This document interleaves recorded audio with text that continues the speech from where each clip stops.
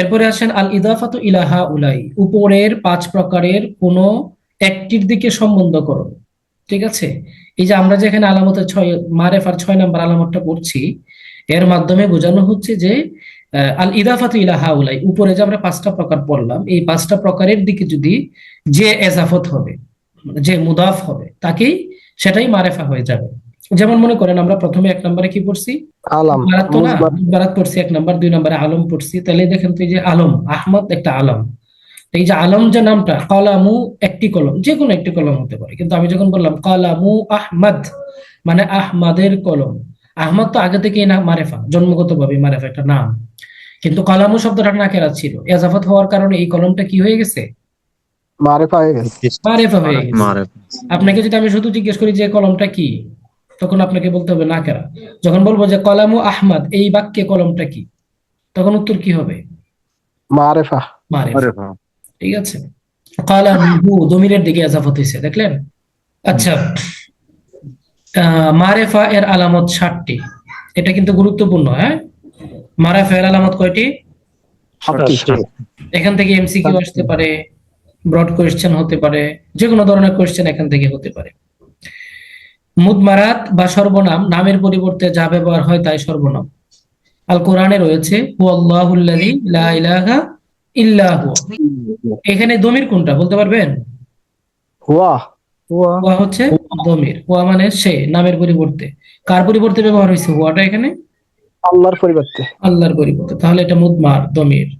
আলম নির্দিষ্ট ব্যক্তি বা বস্তুর নামকে কি বলে? আলম বলে। আলাম।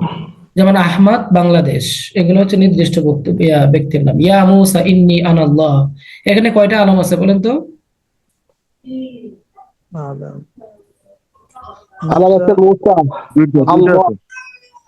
এখানে 2টা আলম আছে। মুসা এটাও যেমন আলম, আল্লাহ এটাও আলম, তাই না? এই নামটাও আলম। আসমায়ে ইশারাত, ইঙ্গিতবাচক বিশেষ্য, এগুলো নিয়ে আমরা বিস্তারিত আলোচনা করে আসছি, জাস্ট এখানে একটু নামগুলো পড়ে দেওয়া। হাদা হাদিহি উলাইকা, আল কোরআনে এসেছে যালিকাল কিতাবু লা রাইবা ফিহি, এখানে ইসমে ইশারা কোনটা? যালিকা। যালিকা। আচ্ছা, আসমায়ে মাউসুলা যুগবাচক বিশেষ্য, যেমন আল্লাযী আল্লাতী, আল্লাযীনা ইউমিনুনা বিল গায়ব। কোরআনের প্রথম থেকে আয়াত আনা হয়েছে। গায়রে হাফেজ দা, আমি তো গায়রে হাফেজ, এই জন্য আমি তাদের দুঃখটা বুঝি, বুঝছেন? মানে সহজ সহজ আয়াত, যাতে করে সবাই ধরতে পারে। আল্লাযীনা ইউমিনুনা বিল গায়ব, তাহলে এখানে আল্লাযীনাটা কি ইসমে মাউসুল। মাউসুলা। আচ্ছা, ইসমে মাউসুলের মধ্যে আমরা পড়ে আসছিলাম না যে ইসমে মাউসুল কাকে বলে, বলেন তো দেখি? দুইটি বাক্যকে দুটি শব্দ বা দুটি বাক্যকে যেটা সংযোগ করে। দুটি দুটি শব্দ হতে পারে বা দুটি বাক্য হতে পারে। বাক্যকে সংযুক্ত করে। আচ্ছা, ইসমে মাউসুল দ্বারা কি বোঝায় মূলত? পড়ে আসছেন তো সবাই, তাই না? যে বা যারা, যে বা। যিনি, ইসমে মাউসুলে যে যারা, যারা বলতে এখানে কাদেরকে বোঝানো হয়েছে? फाइल के था। কিসের ফাইল? মানুষকে বোঝানো হয়েছে। কোথায়? এখানে মানুষ আছে? মুমিনদের বৈশিষ্ট্য। আল্লাযীনা এটা তো মুখস্থ বলছেন আপনি। আপনি আমাদের একটু শিক্ষিত মানুষের মতো কথা বলতে হবে, হ্যাঁ। আমরা তো লেখাপড়া করে আসছি না।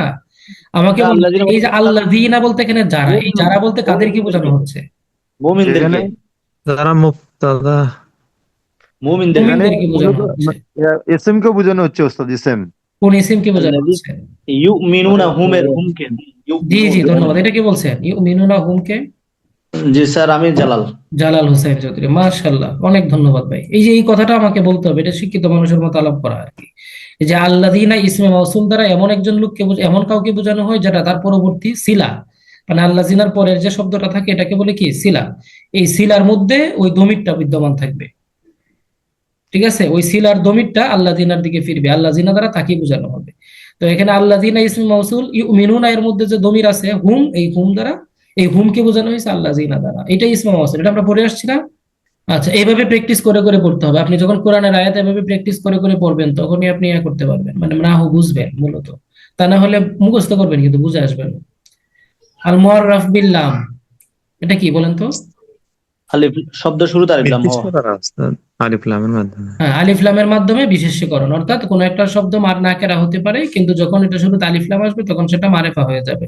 তো মানে যে আলিফ লামের মাধ্যমে মারেফা করা হয় সেই আলিফ লামটাই মারেফায়ের আলামত। যেমন কলামুন শব্দটা মানে যে কোনো একটি কলম, আর আল কলামু কলমটি। কলমটি, রাজুলুন মানে যে কোনো একজন পুরুষ, আর রাজুলু পুরুষটি। ঠিক আছে। আচ্ছা, এরপরে আসেন আল ইদাফাতু ইলা হাউলাই, উপরের 5 প্রকারের কোন একটির দিকে সম্বন্ধ করো। ঠিক আছে। এই যে আমরা যেখানে আলামতের 6 মারেফার 6 নাম্বার আলামতটা পড়ছি, এর মাধ্যমে বোঝানো হচ্ছে যে আল ইদাফাতু ইলা হাউলাই, উপরে যে আমরা 5টা প্রকার পড়লাম, এই 5টা প্রকারের দিকে যদি যে এজাফত হবে, যে মুদাফ হবে, তাকেই সেটাই মারেফা হয়ে যাবে। যেমন মনে করেন আমরা প্রথমে 1 নম্বরে কি পড়ছি, আহ আলাম বারাত তো না, মুজমার বারাত পড়ছি 1 নাম্বার, 2 নম্বরে আলম পড়ছি। তাহলে দেখেন তো এই যে আলম, আহমদ একটা আলম। তো এই যে আলম যে নামটা, কলামু একটি কলম, যে কোনো একটি কলম হতে পারে, কিন্তু আমি যখন বললাম কলামু আহমদ মানে আহমদের কলম, আহমদ তো আগে থেকেই না মারেফা, জন্মগত ভাবে মারেফা একটা নাম, কিন্তু কলামু শব্দটা নাকেরা ছিল, এজাফত হওয়ার কারণে এই কলমটা কি হয়ে গেছে, মারেফা হয়ে গেছে। মারেফা হয়ে গেছে। মারেফা। আপনাকে যদি আমি শুধু জিজ্ঞেস করি যে কলমটা কি, তখন আপনাকে বলতে হবে নাকেরা। যখন বলবো যে কলামু আহমদ, এই বাক্যে কলমটা কি, তখন উত্তর কি হবে, মারেফা। মারিফা। আরে বাহ। ঠিক আছে। হু দমিরের দিকে এজাফত হয়েছে, দেখলেন, হু দমির, তারপর এখানে কলমটা মারিফা হয়ে গেছে। কালামুর রাজুলি, এই যে মুআররাফ বিল্লাম আর রাজুল, কলমটা এজাফত হয়েছে, মানে ব্যক্তির বা পুরুষের কলম। ঠিক আছে, এটা মারিফা হয়ে গেছে। এরপরে দেখেন ওয়ারাকাতু হাযাল কিতাব, বলেন তো এই যে ওয়ারাকাতুটা আছে এখানে আছে, এই ওয়ারাকাতুটা হলো পৃষ্ঠা, পৃষ্ঠা, পাতা। শীট। এই কিতাবের পৃষ্ঠা নেই। আসসালামু আলাইকুম মতিউর রহমান ভাই, না ঢুকতে পারে কারণ কি, সবাই তো ক্লাসে ঢুকতে পারছে, তারা ক্লাস করছে। একটু আপনি করেন, ওই যে আপনি ওই লিংক দিয়ে না ঢুকে সরাসরি জুমে যান, জুমে গিয়ে আপনি ওই যে মিটিং আইডি পাসওয়ার্ড দিয়ে ঢুকেন। হ্যাঁ, জয়েন করেন, জয়েন। আচ্ছা, তো ওয়ারাকাতু হাযাল কিতাব, এখানে এই যে ওয়ারাকাতুটা আছে, এটা হচ্ছে আপনার আহ একটা মানে শীট, যে কোনো পাতা, যে কোনো শীটকে আমরা ওয়ারাকাতু বলি, কিন্তু যখন এটা এজাফত হয়েছে কার দিকে, হাজা এর দিকে, হাজাটা মারেফা, কারণ এটা ইসমে ইশারা, তাই না, এই যে উপরে আছে ইসমে ইশারা মারেফার একটা আলামত, এই যে 3 নাম্বার। তো ওয়ারাকাতু হাযাল কিতাব, এই বইয়ের পাতা। তো এই ওয়ারাকাতুটা এখানে কি হয়ে গেছে বলেন তো, মারেফা। মারেফা হয়ে গেছে। কিতাবুল্লাযী ইশতারাইতুহু, ওই কিতাব যেটা আমি ক্রয় করেছি। তো কিতাব এটা এজাফত হইছে আল্লাযী এর দিকে, আল্লাযী ইসমে মাউসুল, এটা মারেফার 4 নাম্বার আমাদের এখানে আলামত বা 4 নাম্বার প্রকারটা। তাহলে আপনি দেখবেন বিভিন্ন বইয়ে বা শীটে ওই উপরের 5টার দিকে এজাফত হয়, এটার কোনো উদাহরণ এরকম ভাবে দেয় না। গতবার আমাদের আগের শীট গুলোতে এরকম ভাবে ছিল না, এই বছর আমরা যেটা করলাম যে বুঝাই দিই, মানে হচ্ছে উপরের 5টা প্রকারের দিকে এজাফত করে উদাহরণ দিয়ে দিয়ে বুঝাই দেওয়া, তাহলে বিষয়টা মাথায় ঢুকে যায়। বুঝতে পারছেন? তো এই যে 5টা প্রকারের দিকে এজাফত হয়েছে, আমরা কি, আমাদের কাছে কি ক্লিয়ার এই জিনিসটা? জি ওস্তাদ। আচ্ছা, জি। ধন্যবাদ। এরপরে আসেন 7 নাম্বার প্রকার, মুনাদা, অর্থাৎ আহ্বান সূচক বিশেষ্য, যেটা মানে মুনাদা মানে কি, আহ্বান সূচক বিশেষ্য। আহ্বান সূচক বিশেষ্য মানে যাকে আহ্বান করা হয়, যাকে ডাকা হয়। তো হরফে নেদা এর মাধ্যমে আহ্বান করে কোনো নাকেরা ইসিমকে মারেফা করা, মানে অনেক ইসিম আছে যেগুলো আপনার মনে করেন নাকেরা, নরমালি নাকেরা, কিন্তু হরফে নেদা এর মাধ্যমে যদি আমি এটাকে আহ্বান করি তখন এটা মারেফা হয়ে যায়। যেমন আহমদ, এটা তো ইয়া আহমদ, এটা আহমদ এমনিতেই মারেফা। কিন্তু রাজুলুন, আমি একটা ইসিম এখানে দিলাম, মনে করেন এই যে রাজুলুন, তো আমি যখন এটাকে বলবো যে ইয়া রাজুলুন, হে ব্যক্তি, তখন এই রাজুলুনটা মারেফা হয়ে যাবে নাকেরা থেকে। তো ইবাদ, ইবাদুন মানে কি, ইবাদুন মানে কি, বাদা। আল্লাহ। বান্দা, মানে হ্যাঁ, এখানে কোরআনের আয়াত ইয়া ইবাদিয়াল্লাযী আমানু। তো ইয়া ইবাদি, এই ইবাদুন শব্দটা, শুধু ইবাদুন শব্দটা কিন্তু নাকেরা। তো আমরা যদি নাকেরা মানে হরফে নেদার মাধ্যমে যদি এটাকে মারেফা করতে চাই বা বলি, তাহলে এটা হরফে নেদার মাধ্যমে মারেফা হবে। যদিও এটা আরো একটা মারেফা হওয়া, এটা হয়েছে সেই আর দিকে এজাফত হয়েছে, দমিরের দিকে, এই জন্য এটা মারেফা। এটা 2 কারণে মারেফা হয়ে গেছে ইবাদুন শব্দটা। ঠিক আছে। ইয়া ইবাদিয়াল্লাযী আমানু, হে আমার ইমানদার বান্দা। তো এই যে বিষয়গুলো আমরা কি মারেফার যে মানে যে কোনো জায়গায়, মানে এই 7 প্রকারের বাহিরে কিন্তু আপনি মারেফা পাবেন না। এই 7 প্রকারের বাহিরে আপনি কি পাবেন না? মারেফা। মারেফা পাবেন পাওয়া না। যাবে না। তো এই জন্য আমাদের এই 7টা প্রকার একবারে নলেজের মধ্যে ভালো করে ঢুকিয়ে রাখতে হবে। আমি যেখানে ইসিম দেখি, ইসিমটা কি মারেফা না কেরা, মারেফা কি না কেরা, এটা দেখেই যেন আমি বুঝতে পারি হ্যাঁ এটা মারেফা অথবা হ্যাঁ এটা না কেরা। আমি কি বুঝাইতে পারলাম ভাই? জি ওস্তাদ। আচ্ছা, বাকিদের কি অবস্থা, সবাই বুঝতে পারছেন? জি ওস্তাদ। জি। আচ্ছা, এখন অনুশীলনটা আমরা একটু দেখব। নিচের বাক্যগুলো দ্রুত পড়ো, নিচের বাক্যগুলো ওর মাঝে মারেফা নাকেরা নির্ণয় করো, নিচের ফেল গুলোর তাহকিক করো। 3টা পয়েন্ট এখানে, কয়টা পয়েন্ট বলেন তো? 3টা।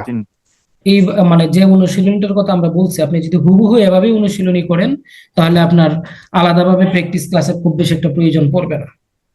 কথা কি বুঝতে পারছেন? এখানে একটু আমাকে বলেন তো দেখি, বা প্রথম যে বাক্যটা, এটা তো সবগুলোই কোরআনের আয়াত, কোরআনের আয়াতের বাহিরে এখানে কিছু নাই। আউযু বিল্লাহি মিনাশ শাইতানির রাজিম, বিসমিল্লাহির রহমানির রহিম। ইযহাব ইলা ফিরআউনা ইন্নাহু তাগা ইন্না আ'তাইনাকাল কাউসার ইখরিজুল হাইয়্যা মিনাল মাইয়িতি। এই যে কোরআনের আয়াতগুলো আমাদের এখানে আছে, এখান থেকে আমাকে একটু বলেন কোনটা ইসিম, কোনটা ফেল, কোনটা হরফ, বলতে পারবেন? জি। ইজহাব ফেল। ইযহাব ইযহাব ফেল, ফেল। আলামত কি? ফেল। ফেলের আলামত কি? আমর। না না, আমাকে একটু আলামত সহ বলবেন। ইযহাব এটা ফেল, এটার আলামত কি? এটার আলামত সেটা আমর এটা আমর হয়েছে, সিগা মানে ওস্তাদ। আমর হওয়া তো ফেলের একটা আলামত, তাই না? জি এটা জি। আমর হয়েছে। আর পরে ইলাটা, এটা কি ইসিম না ফেল না হরফ? হরফ। ফিরআউন, এটা ইসিম না ফেল না হরফ? এসএম। এসএম। ইসিম, কারণ এটা একজনের নাম। ইন্নাহু, এখানে 2টা শব্দ আছে। কয়টা শব্দ আছে? দুইটা। 2টা, ইন্না আর হু। তো ইন্নাটা কি? হরফ। হুটা হরফ, হরফে মুশাব্বাহ বিল ফিল, তাই না? আর হুটা কি? ওটা জমির। ইসিম, জমির। ইসিম, ঠিক আছে। এসএম। আর তগা ফেল। ফেল, তগাটা কি? ফেল। এটা ফেলে মাদির আলামত, ফেলে মাদির সিগা। এটা কিসের সিগা? ফেলে মাজি। ফেলে মাদি হওয়া, এটাও তো একটা আলামত, হ্যাঁ।